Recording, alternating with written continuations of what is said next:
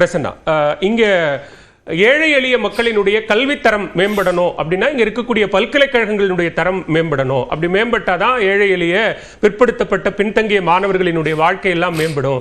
அவர்கள் ஒருவேளை ஆஸ்பிரேஷனலாகவும் இன்ஸ்பிரேஷனலாகவும் மாறிடுவாங்களோ அப்படிங்கிற ஒரு அச்சம் தங்களுடைய அரசியல் எதிர்காலத்தை பாதிச்சிருமோ அப்படின்னு பயப்படுறாரா முதலமைச்சர் அப்படின்னு கேட்கிறார் ஆளுநர். முதல்ல ரெண்டு விஷயத்த சொல்றேன். ஏன் நாங்க இந்த பல்கலைக்கழகங்கள்ல இவ்வளவு தீர்க்கமா இவ்வளவு முனைப்பா இதை செய்யறோம் அப்படின்னா, ஆர்.என். ரவியும் அதுக்கு முன்னாடி இருந்த பன்வாரிலால் புரோஹித் என்ன பண்ணாங்கன்னா, RSS காரங்களை செனட்டினுடைய உறுப்பினரா கவர்னர் நாமினியா போட்டாங்க. இந்த நிகழ்ச்சியின் மூலம் நான் மாண்புமிகு முதலமைச்சருக்கும் உயர்கல்வித்துறை அமைச்சருக்கும் சொல்றது, உடனடியாக நாம் தான் இன்றைக்கு வேந்தர், அந்த ஆளுநர் நாமினிங்கிறத உடனடியா நீக்கணும், RSS காரங்களை பல்கலைக்கழகத்தை விட்டு விரட்டணும் அப்படிங்கிறது என்னுடைய தாழ்மையான கருத்து. இரண்டாவது, இன்றைக்கு பள்ளிக்கல்வித்துறை அமைச்சர் மாண்புமிகு மரியாதைக்குரிய அன்பில் மகேஷ் பொய்யாமொழி அவர்கள் சட்டமன்றத்தில் ஒரு உரையாற்றினார். அதுல ரெண்டு வரியை மட்டும் சொல்றேன். ஆளுநர் அங்க சொல்றாரு, இங்கே கல்வித்தரம் சரியில்லை அப்படிங்கிறார். இங்க பள்ளிக்கல்வித்துறை அமைச்சர் ஒரு தரவை வாசிக்கிறார். பிரீமியம் எஜுகேஷனல் இன்ஸ்டிடியூஷன்ல இந்த ஆண்டு மட்டும் அரசு பள்ளியில் படித்தவர்கள் கிட்டத்தட்ட 382 பேர் செலக்ட் ஆயிருக்காங்க. அதை போலவே எஜுகேஷன் கிராஸ் என்ரோல்மெண்ட் ரேஷியோல நீங்க தொடக்க கல்வியில, ஆரம்ப கல்வியில சுதந்திர இந்தியாவில் தொடங்கி இந்திய மாநிலங்களிலேயே சுதந்திர இந்தியாவிலேயே 99.9% எங்கள் மாணவர்கள் கிராஸ் என்ரோல்மெண்ட் ரேஷியோக்கு வந்திருக்காங்க. அதை போலவே நடுநிலை பள்ளி தொடக்க பள்ளிக்கு 98%, உயர்நிலை பள்ளிக்கு 96% கொண்டு இந்தியாவிலேயே முதலிடத்தில் இருக்குன்னு நாங்க சொல்லல, ஒன்றிய கல்வி அமைச்சகம் அதை சொல்லுது. தர்மேந்திர பிரதான் நாடாளுமன்றத்தில் சொல்றாரு. இது நாடாளுமன்றத்தில் சொல்றதை ஏத்துக்குவீங்களா? வேலை வெட்டி இல்லாம எங்க காசு செலவு பண்ணிட்டு ஊட்டியில போய் வெயிலுக்கு உட்கார்ந்துகிட்டு இருக்கிற RSS ரவி சொல்றதை ஏத்துக்குவீங்களா? இரண்டாவது, அவர் சொல்றாரு இங்க கல்லூரிகளுடைய தரம் சரி. நீங்க விமர்சிக்கிறது உங்களுடைய உரிமைன்னு இங்க கல்லூரிகள் ஆளுநர் ஆர்.என். ரவி நோ RSS ரவின்னு சொல்றதுக்கு என்ன காரணம்னா, இன்னைக்கு அவர் என்ன பேசியிருக்கார், என்ன நான் தான் சொல்றேன், நீங்க என்னை ப்ரொவோகேட் பண்ணீங்கன்னா அவர் அங்கமா பேசுவோம். ஏன்னா இன்னைக்கு அவர் என்ன பேசியிருக்காரு, இந்த கல்வித்தரம்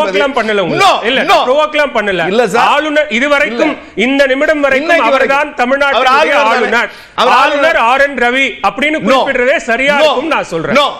இந்த மக்கள், இது திராவிட பூமி, இது திராவிட மண், திராவிடத்தை ஏற்றுக்கொண்டிருக்கிறவர்கள் சட்டமன்றத்தை ஆதரித்திருக்கிறார்கள், சட்டமன்றத்தால் ஆட்சி அமைக்கப்பட்டிருக்கிறது, ஆட்சி அமைக்கப்பட்டிருக்கிற ஒரு முதலமைச்சர் திராவிட மாடல் என்கிறார். ஆளுநர் என்கிற ஆர்.என். ரவி என்கிற RSS ரவி தன்னுடைய ட்விட்டர் முகத்து பக்கத்தில் திராவிடம் செத்து போனதுன்னு போட்டிருக்கார். நீங்க எதை ஒப்பிடுவீங்க? அவருக்கு சுயாரிப்பு வந்துச்சுன்னா அவருக்கு சொந்த கருத்தை போட்டுக்கலாம், பேசக்கூடாது. இது எங்களுடைய உரிமை, திராவிடம் என்பது எங்களுடைய உரிமை, எங்கள் கருத்தியல் சார்ந்தது, எங்கள் மக்கள் சார்ந்தது, எங்கள் மண் சார்ந்தது. அதை கொச்சப்படுத்துறதுக்கு நல்ல வார்த்தைகள் இல்ல, இல்லாத நல்ல வார்த்தைகள் இல்ல, நல்ல வார்த்தைகள் நிறைய இருக்கும். நல்ல வார்த்தைகளோட ஆரோக்கியமா பேசுவோம், ஆரோக்கியமா பேசுவோம். சார், ஆளுநர் இன்னைக்கு பேசின கடுமையான வார்த்தைகளை கடந்தெல்லாம் அந்த அளவுக்கு எல்லாம் பேசல. தன்னுடைய பதவிக்கு தகுதி தரம் தாழ்ந்து ஒரு ரோட்ல இருக்கிற ஒரு 3rd கிரேட்ஸ் நபர் என்ன மாதிரியான வார்த்தைகளை பேசுவாரோ அதை பேசியிருக்காரு மாநாட்டில். எல்லாரும் பார்த்தோம் சார். ஒரு அரசை நோக்கி, ஒரு அரசாங்கத்தை நோக்கி எவ்வளவு கேவலமா பொய் சொல்ல முடியுமோ அதை பொய்ய சொல்றார். அதை என்டாஸ் பண்றதுக்கு இங்க 2 பேர் 3 பல்கலைக்கழகத்தை சார்ந்தவர்கள் என்னிடத்திலேயே சொல்றாங்க.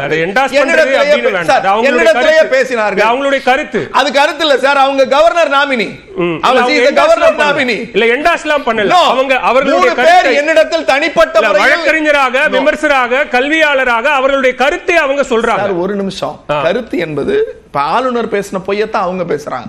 என்னிடத்தில் 3 துணைவேந்தர்கள் பேசினார்கள் அப்படின்னு அவங்க சொன்னாங்க. இந்த நிகழ்ச்சி நான் சொல்லவே இல்ல. சரியான தகவலை நீங்க சொல்லக்கூடாது. வேற என்ன சொன்னீங்க? 3 பேரிடம் சொல்றாங்க. 3 பேர் என்ன பேசினார்கள் தனிப்பட்ட ரீதியில் எனக்கு தெரியும். அவர்களுக்கு என்னென்ன நிலை ஏற்பட்டதுன்னு பேசுறீங்க. ஓகே,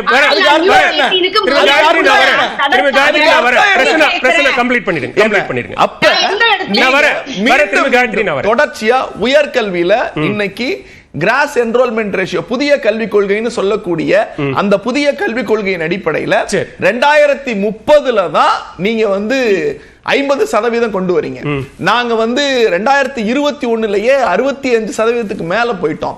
100 கல்லூரிகளை எடுத்தா முதல் 18 கல்லூரிகள் எங்கள் கல்லூரிகள்.